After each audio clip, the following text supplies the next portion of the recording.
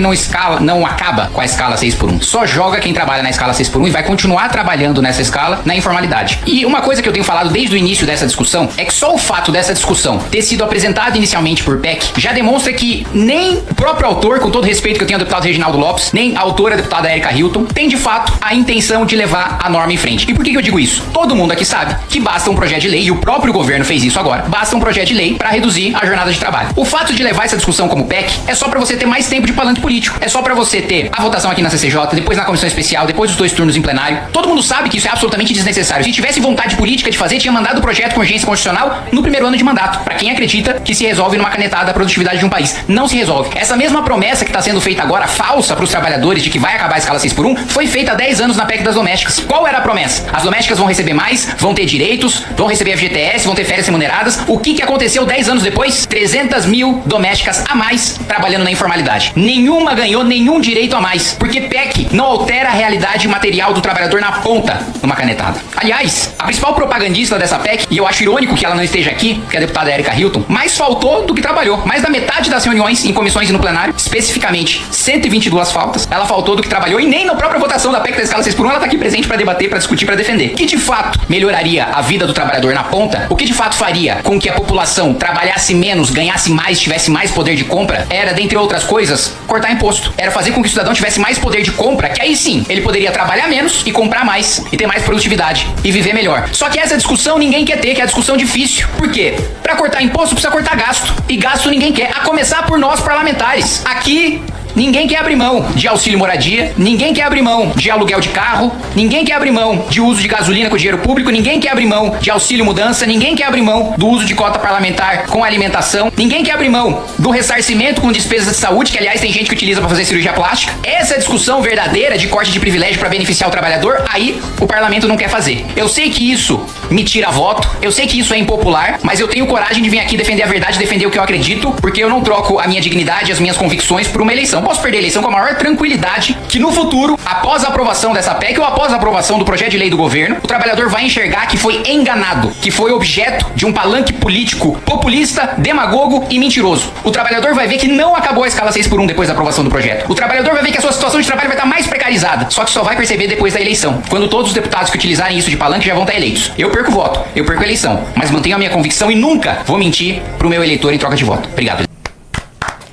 Olha, depois dessa cutucada que o japonês deu na Érica Hilton, duvido alguém falar que ele é homofóbico.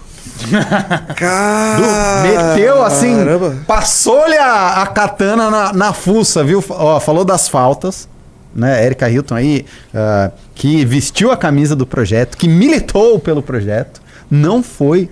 Ela que propôs, não. Não foi na comissão. Não foi na comissão. 122 faltas enquanto estavam discutindo. 122 faltas enquanto estavam discutindo o projeto. A Érica Hilton não está.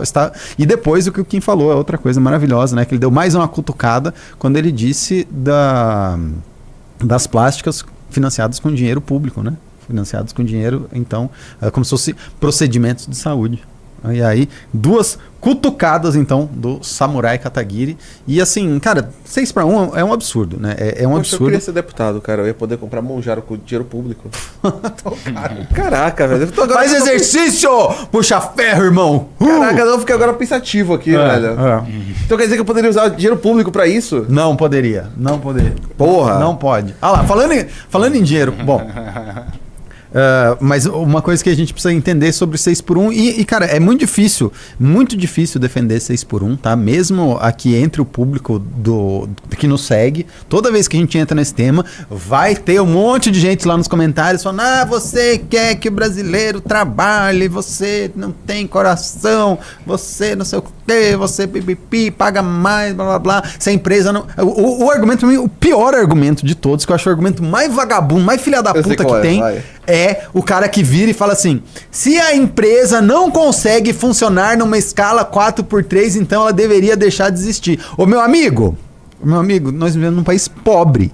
O Brasil é um país pobre, é um país pobre. Por que o Brasil é um país pobre? Porque a produtividade do brasileiro, isso não é só culpa do funcionário, tá?